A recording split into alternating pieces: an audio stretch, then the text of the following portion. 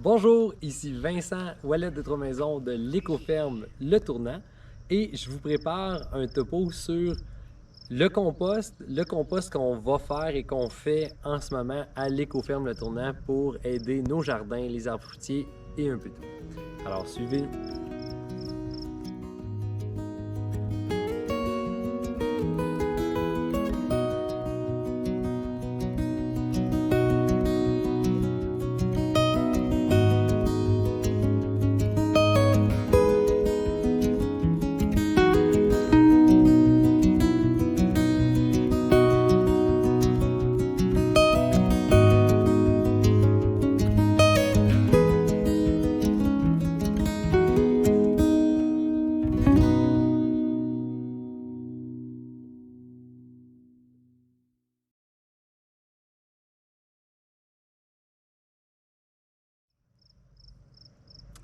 La première chose que je voudrais vous dire, si ce n'est pas déjà fait, abonnez-vous.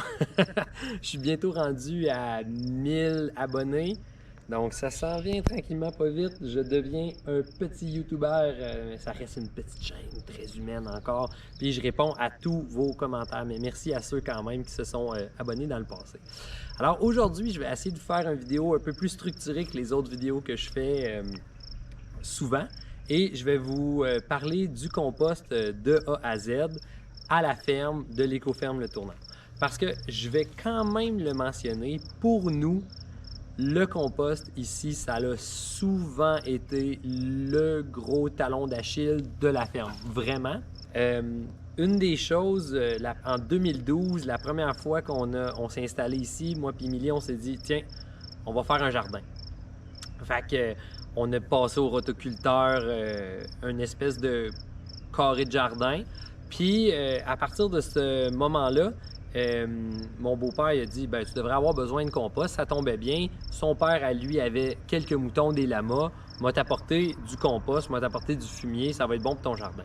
Et là, il est arrivé avec son bucket de tracteur. Il a déposé ça là. Puis nous, on a mis ça sur nos jardins. Première expérience avec du compost ou du fumier.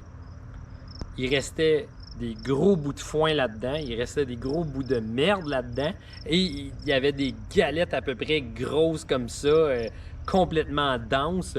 Puis c'est avec ça qu'on a un peu comme cassé un peu, qu'on a fait un premier jardin, mais visiblement ça s'est pas trop mal passé parce que ça nous a donné la piqûre de continuer dans le jardinage.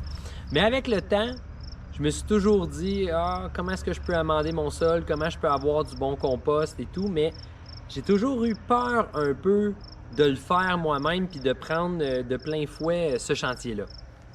Ce qui a changé l'année passée et qui est encore en train de changer cette année. Alors, comme vous pouvez le voir sur la vidéo là-bas, en cliquant en haut, cette année, j'ai converti mon jardin en mode jardinage plutôt no-dig, no-till, des méthodes qui vont ressembler beaucoup à Richard Perkins, Charles Darwin. Des méthodes qui ont été popularisées plutôt en Europe anglophone. Richard Perkins, c'est en Suède, Charles Darwin, c'est en Angleterre, mais il y a beaucoup de gens quand même qui commencent de plus en plus à s'abonner à ce type de méthode-là. Je ne parlerai pas de cette méthode-là tout de suite, mais tout ce que je peux vous dire, c'est que je vais avoir besoin de larges quantités de compost, ce qui m'a vraiment motivé à faire moi-même mon compost. Alors, pour bien comprendre pourquoi c'est important de faire son compost, je vais vous expliquer comme ça.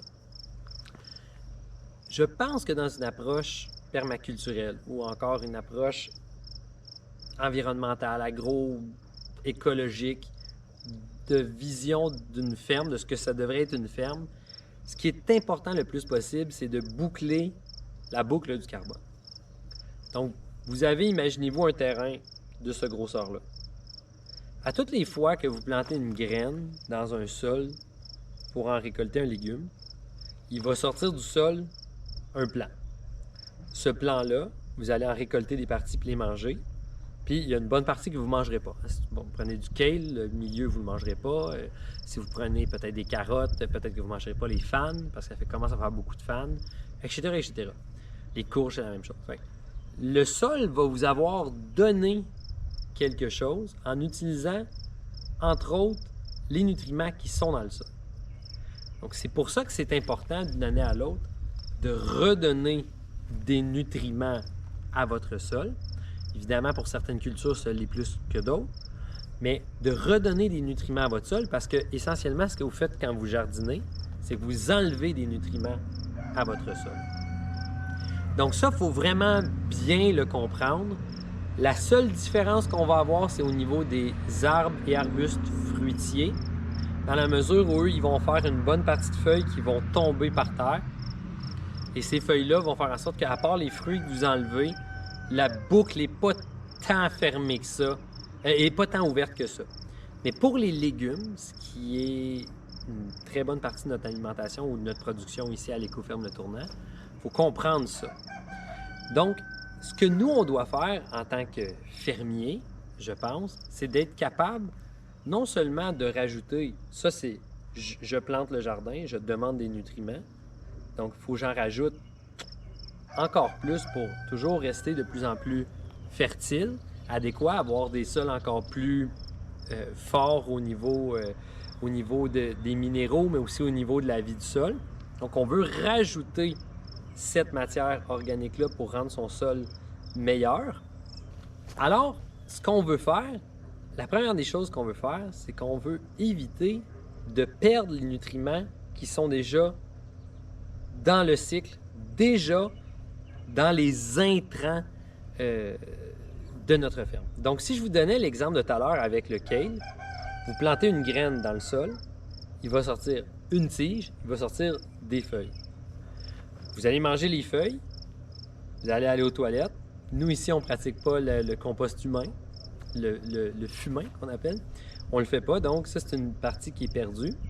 Puis la tige, bien, si on ne la composte pas pour la redonner au sol, bien, c'est une autre partie qui est perdue. Donc, il y a comme une perte. Donc déjà, les légumes, c'est important de garder tous les restes de légumes puis d'être capable de les retourner dans le sol pour minimiser finalement ce que la terre vous a offert.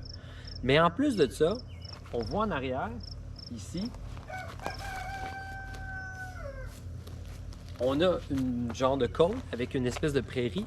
Comment est-ce que ça fonctionne, cette prairie-là, cette côte-là, ou à peu près n'importe quelle place qui a du gazon?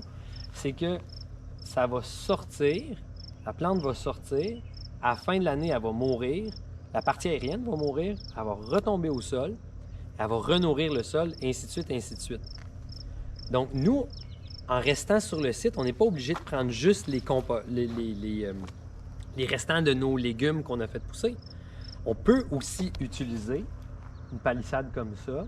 On peut aussi utiliser des bouts de gazon et finalement décider de prendre ces nutriments-là, de les composter et de les apporter dans le jardin, au bas des arbres fruitiers. Donc, d'utiliser un espace qui donne des nutriments, qui donne du compost potentiel, mais qui ne me donne pas de nourriture, puis finalement en prendre une partie, en collecter une partie, puis d'aller le mettre dans les espaces où il va y avoir de la nourriture. Donc, qu'est-ce qu'on utilise, nous, à l'Écoferme Le Tournant? Bien, on utilise, qui est sur le place, là, qui est vraiment là, qui est sur le site. Les restants de tonte, à partir de cette année, là, les restants de tonte, il n'y a pas grand-chose qui va rester sur le sol, qui va rester ailleurs. Ça ne sera pas gaspillé parce que vous allez voir tout à l'heure quand je vais montrer la recette, c'est un élément quand même qui est important pour faire son propre compost. Donc, on va tondre les allées, on va composter. On ramasse les légumes depuis longtemps quand même. On les composte d'une façon que je vais vous expliquer, qui est plutôt indirecte, mais qu'on les composte quand même. Ensuite, on va prendre tous les restants au niveau du jardin, puis on va aller les composter, une partie de feuilles mortes. Et ça, c'est pas mal ce qu'on réussit à collecter, nous. Il va y avoir aussi un peu de branches d'arbres. J'ai taillé mes arbres fruitiers cette année. C'est la première fois que je me suis ramassé à avoir un tas un petit peu considérable. Je l'ai broyé, je l'ai redonné aux arbres fruitiers. Mais ça fait quand même pas mal de tour. Maintenant, je vais vous montrer les différents intrants de carbone, donc du carbone qui rentre à l'Écoferme Le Tournant et qu'on va prendre pour augmenter la fertilité des jardins, mais finalement pour augmenter le carbone général qui se retrouve situé, localisé au 97 chemin du Lac-Groslo à l'Écoferme Le Tournant. On va commencer ici avec des copeaux de bois. Donc, ces copeaux de bois-là, ils viennent d'un émondeur local qui a le contrat de ramasser les copeaux, de ramasser le bois, d'élaguer les arbres sur le long des routes, puis il n'a pas le droit de les brûler, donc finalement, il cherche des places pour les amener, et nous, on a réussi à avoir de ces copeaux de bois. Ces copeaux de bois-là sont vraiment hyper écologiques dans la mesure où est-ce que c'est une ressource qui aurait été juste garochée à terre, qui finalement va finir au pied de mes arbres fruitiers, puis qui va finir dans mes allées, puis qui va finir dans mon jardin. Donc, on prend vraiment une ressource qui aurait été littéralement un déchet, et comme vous allez voir dans la recette, sont une partie assez importante du compost qu'on va préparer ensemble, en plus d'être utilisé pour faire du paillis, en plus d'être utilisé pour faire des allées de jardin. Une autre ressource qui est utilisée, que j'essaie de valoriser le plus possible, quand j'ai ma voiture et que je me déplace et que ça donne que dans les villages, c'est une journée de collecte de compost, ou encore que des gens laissent des sacs de restants de tonte, des sacs de feuilles mortes et tout, je prends ça, je mets ça dans le véhicule. Je m'arrange que ça ne reste pas là trop longtemps parce que ça peut sentir. Et je vais garder ça ici. Le carton se composte, puis je me retrouve à avoir des restants de tonte, la partie verte / azotée du compost. Mais je ramasse vraiment de tout. J'ai ramassé les anciennes tiges et feuilles mortes des fleurs que ma mère fait pousser. Bref, toute la matière organique, je trouve que je la dédaigne pas. Je me promène dans les rues, j'en vois un, je sors discrètement, je regarde, et quand ça fait l'affaire, quand il n'y a pas de plastique ou des choses comme ça, ça s'en va dans le char, puis on amène ça ici pour justement augmenter le niveau du carbone qui rentre ici. Et ça fait partie, tout comme les copeaux de bois, de quelque chose qui, pensez-y, s'en allait probable nulle part. Alors là, ça va venir dans mes jardins une fois que ça va être composté. Un autre élément que j'utilise, c'est de la moulée biologique. Évidemment, on s'imagine que ça, c'est pas à proprement dit utilisé dans le compost, essentiellement parce que c'est beaucoup de semences, mais ça l'est utilisé indirectement parce que je nourris mes poules puis mes canards avec cette moulée-là, puis les poules et les canards vont la manger et ils vont faire, comme on le voit bien ici, ils vont faire des fientes. Et ces fientes-là vont être finalement... Le gars ne veut pas que je fasse mon vidéo. Ces fientes-là vont être finalement cette moulée-là qui va être transformée et qui va se retrouver ensuite dans mon compost. C'est d'ailleurs le même processus qui est utilisé avec les légumes et les restants qu'on donne aux poules. Ils vont les transformer pour en faire du fumier, et ce fumier-là va être amené au compost. L'autre chose que je vais utiliser, c'est tout l'élément de litière. Quand on parle de carbone, cette litière-là, finalement, c'est de la ripe de bois. Je pense que c'est de la ripe, on en a ici un peu. Donc, je pense que c'est de la ripe de pin. C'est pas tout à fait expliqué mais sur le produit. Mais en demeure pas moins que c'est de la ripe de conifère parce que ça sent vraiment, là, on sent vraiment le résineux quand on prend cette ripe-là. J'utilise cette ripe-là que j'achète, qui est malheureusement dans des sacs de plastique. Parce que j'ai vraiment voulu garder le tapis, la litière. Je vais essayer de finir cette vidéo, bon sang. J'ai vraiment voulu garder la litière propre de mes poules et mes canards parce que j'ai eu des problèmes dans le passé avec des parasites, et c'est un élément pour contrôler les parasites. Mais quand j'arrive à me mettre la main là-dessus, ici, ça c'est la litière, comme ça, qui ressemble essentiellement à la même chose. Mais ça, c'est un produit qui est les restants d'un ébéniste local. Donc, il y a un ébéniste qui va planer des planches, qui va faire son travail d'ébéniste finalement, puis il va se retrouver avec ça lousse, il doit s'en débarrasser, puis il le met dans des barils où je peux aller chercher des poches, puis les mettre en tant que litière, ou finalement, je pourrais les composter directement. Encore une fois, si on prend la litière qui arrive, la ripe de bois qui vient directement d'un ébéniste, on arrive quand même à prendre, encore une fois, les déchets pour finalement faire quelque chose qui a beaucoup de valeur, c'est-à-dire un bon compost qu'on va mettre au jardin. Finalement, dans les derniers produits que j'utilise, j'ai mon père et certaines personnes qui viennent ou venaient et reviennent mettre leur compost domestique, c'est-à-dire leur résidus de table. Ils viennent le porter chez nous. Donc, ça fait encore une source qui vient d'ailleurs et que je composte. Et là, ici, on le voit pas très bien. J'essaie de voir si je peux peut-être en sortir, mais non, je pense qu'il est trop enterré, mais il y avait justement des melons d'eau, différentes choses, des coquilles d'œufs, plein de choses qui sont venues, des résidus de table de mon père, entre autres, qui est venu nous porter en fin de semaine. Faut dire que ces résidus de table-là, souvent, ils sont assez variés parce qu'ils viennent de sources variées, comme il y a des coquilles d'œufs, il y a plein de choses, donc il y a plein de minéraux qui sont différents, fait que ça rend le compost un peu plus riche, un peu plus intéressant. Ici, on se retrouve à un tas de fumier de poule qui a été ramassé. C'était du fumier de coq à chair, en fait, que j'ai fait il y a 3 ans, qui a été ramassé et qui a été amené pour les courges que vous voyez là-bas.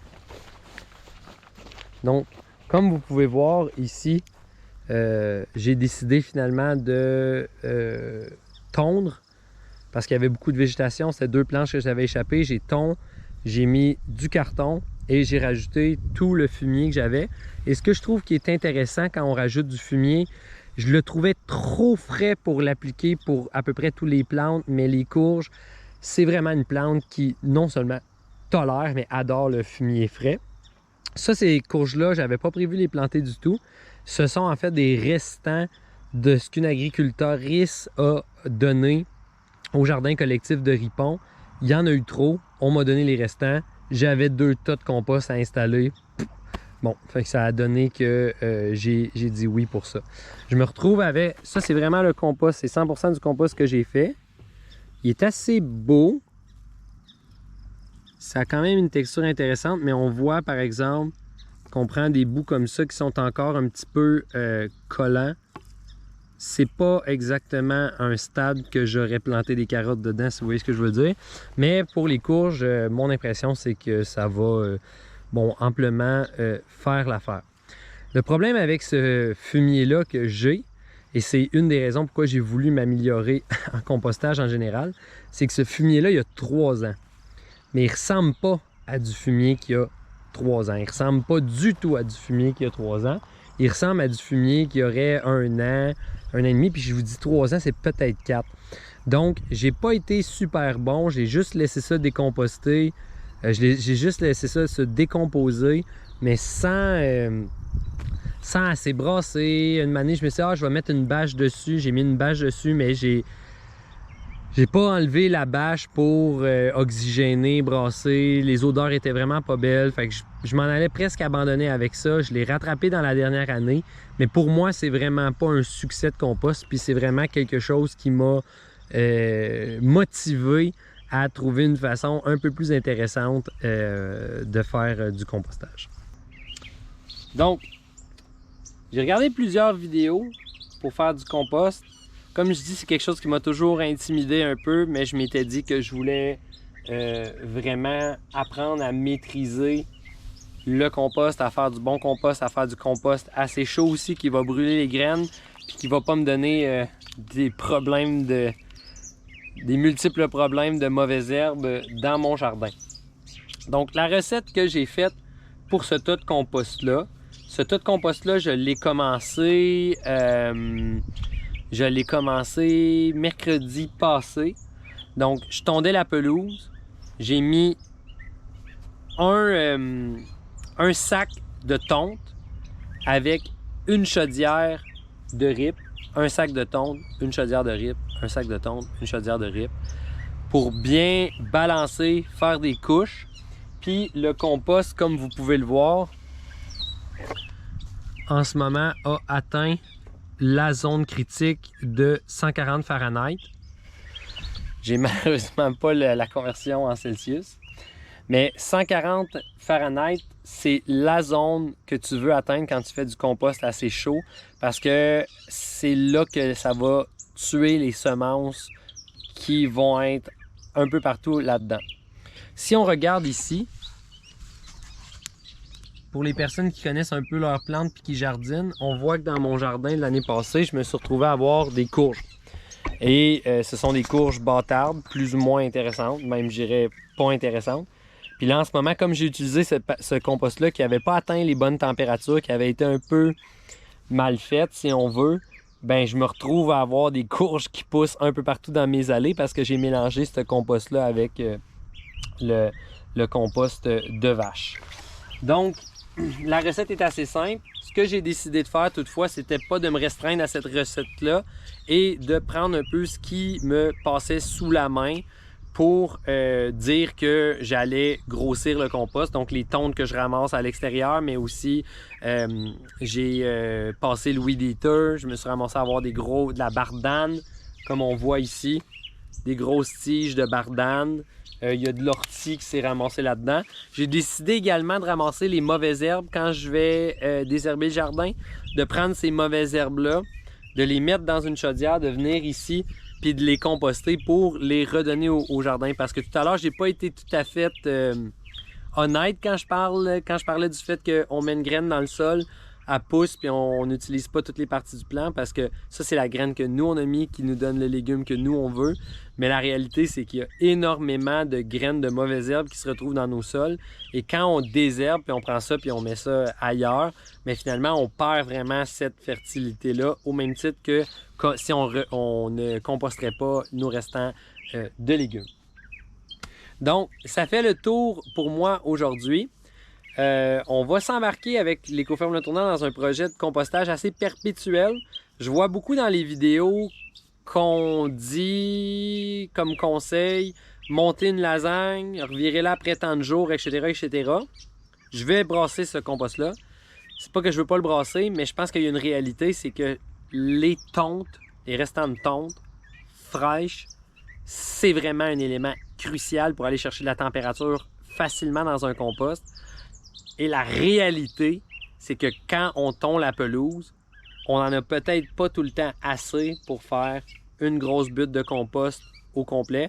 Donc, c'est pour ça que dans mon optique, à toutes les fois que je tonds, je rajoute. Dans un mois, dans 4 semaines, si on veut, j'arrête, je touche plus à cette pile-là, je vais juste la brasser pour la laisser composter. Donc, parce que si tu rajoutes, ça a été un autre de mes problèmes, si tu rajoutes tout le temps du nouveau matériel, des fois, ton compost est tombé dans une phase plus steady, si on veut, ça composte, ou même un peu plus froide. Et là, les quantités que tu rajoutes sont des fois pas assez pour recréer ce kick de chaleur-là. Donc, c'est pour ça qu'à un certain moment donné, il faut la lâcher, sa pile, la brasser puis partir une nouvelle pile.